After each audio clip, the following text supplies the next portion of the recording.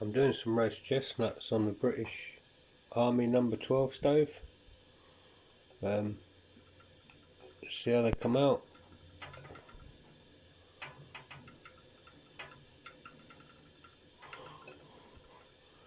Never know. I had blockage inside, not the jet, but inside, so I had to strip all the unit down, and I couldn't get anything for the size of the hole that this valve that you see here turns off. And I got this here, you can see it, I got this here, and I poked a hole in it and it just left a little hole. So anyway, I put it back together and it seemed to be working fine, and then the flame started dying down again. So I stripped it down the other day, and I've got this corrosion stuff that eats away any corrosion, and you know it comes with like the extra long tube that comes on it. Well, I put it up against it, sprayed a bit, and then the next thing, the actual tube went inside, and the hole, there's where this valve is, the shut off valve, the whole lot was all caked up and blocked up. So I've totally cleaned it out. I'll quickly show you. I actually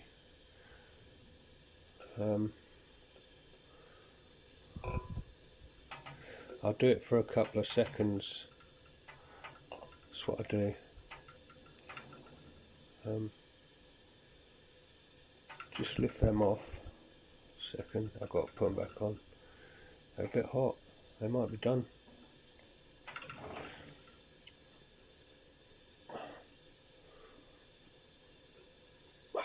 They are hot. Maybe I need some tweezer things. Check this out. Turn this light out.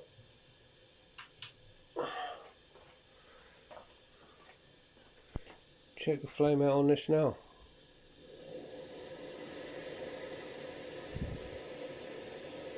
Look at that. That's virtually covering that whole square. Anyway, I need to turn it back down. And get these back in. Turn the lights back on. So yeah, I'm pretty pleased with that. It's all totally cleaned out now.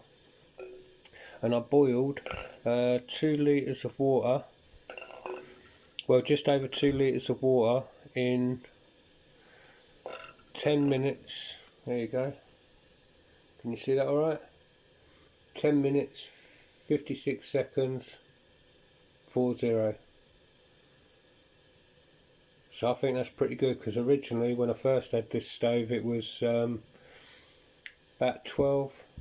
If you've seen my earlier videos, it was anywhere between 12 and 13 minutes, I think. But now I've got it down to 10. I've just adjusted it again this morning. I've took it down one more notch, and it all closes off. There's no leakage or anything, so we'll see. I'll do another test tonight and see if it's lower than this figure here. But yeah, I'm pretty happy with it. I use it every day. Paraffin company I was getting my paraffin from when I first started, it had a bit of debris in there, just inside here. You see this here, I ain't going to put my hand there, but I'll get something to show you.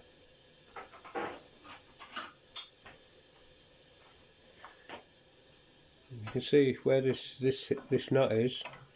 Just beyond there, there's like a copper mesh filter in there. That was totally blocked as well when I first did it. This was probably about 4 weeks ago now. It was totally blocked, so I cleaned all that out.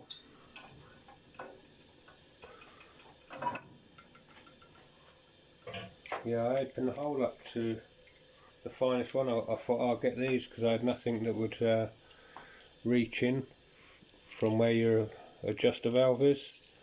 I had nothing, so I had to get these. These might be good.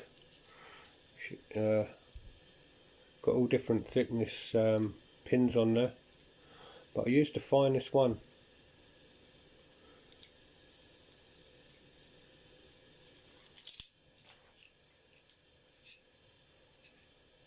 Don't think you'll be able to see that, but it's got all the sizes on there.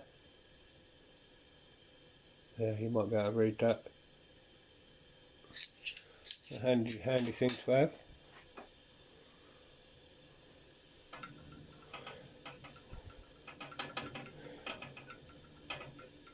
Yeah, it's a bit hot. I want them nice and cooked though. I think I've got some things in it.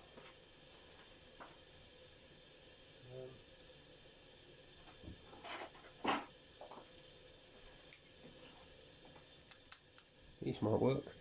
Oh, I've got 2 more.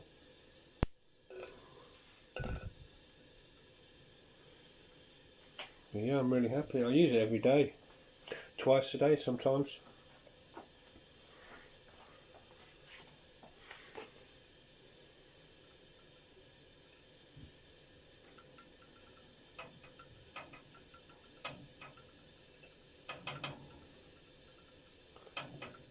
Yeah, when I boil the kettle I use this lower rack I've got from SMS,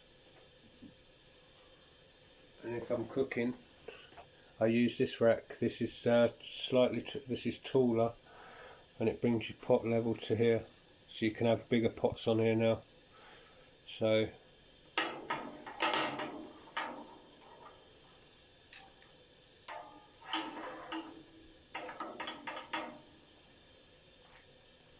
I've got another thing that I'm going to come up with and then run it through SMS. This rack's excellent, but I've got another idea that I'll do a drawing and show SMS and see what he thinks, and see if he thinks it's good, and see if he'll make one up. I'll make a little template up what I think, and then I'll see what SMS thinks on that. This one will be for the cooking, but if you just want a fast boil and that, there's a slightly lower rack. I don't know whether it's discontinued this lower rack now, and this is the rack you will get, the taller rack. But just for boiling the kettle you can go low down, but if you want to simmer food and you don't really want it to burn, this taller rack it works really well. I've got another idea, but yeah, I'll run it through SMS when I've done the drawing and made up like a little template of something, and that will sit on top of that. And I think that might be the ultimate thing. They made them in I think in the 50s, 60s and 70s, and you can't find them. I've looked for them, I can't find any.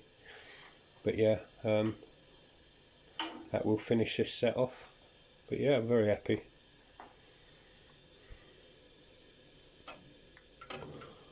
Don't know how long I've got to leave these for. Yeah, I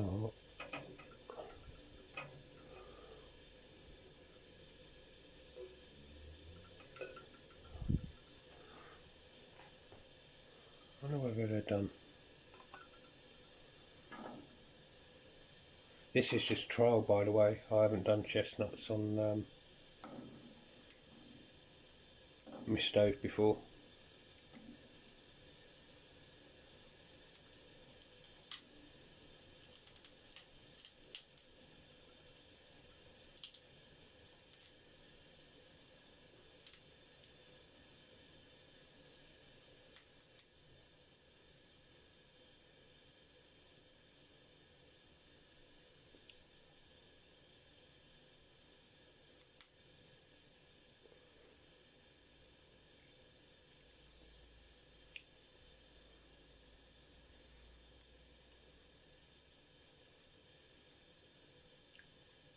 A little bit longer, I think.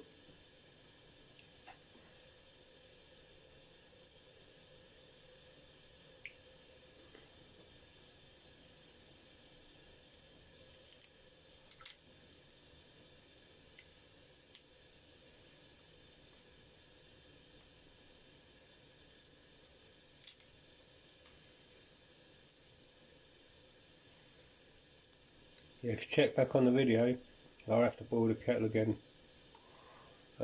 probably tonight, and I'll do I'll put in the thing if I've got the time down, lower than 10 minutes 56 seconds.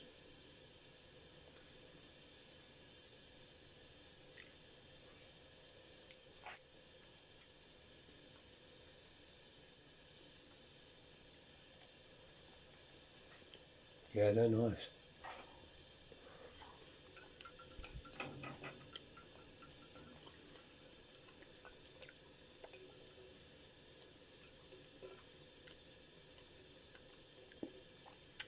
They are nice.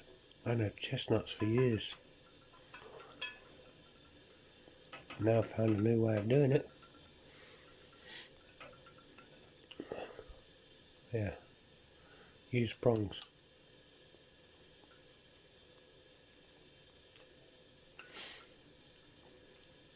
Yeah, they're really nice.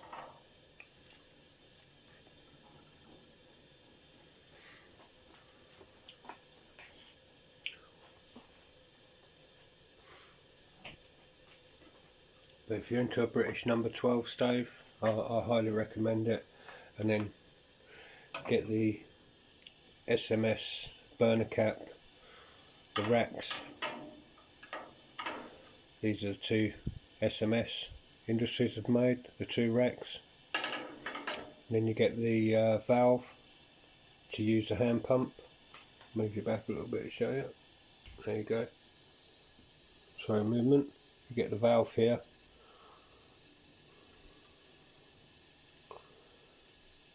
Easier than using the hand pump. Get yourself a pump. And then you get the pressure gauge, which you can see there. Sorry about all this movement, put it back.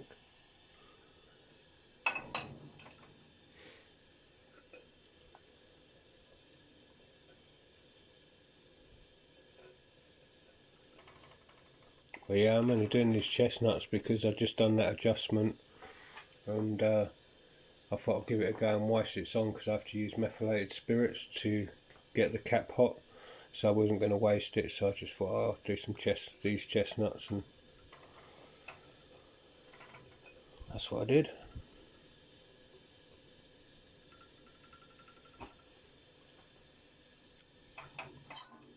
Okay, thanks for watching. More videos to come.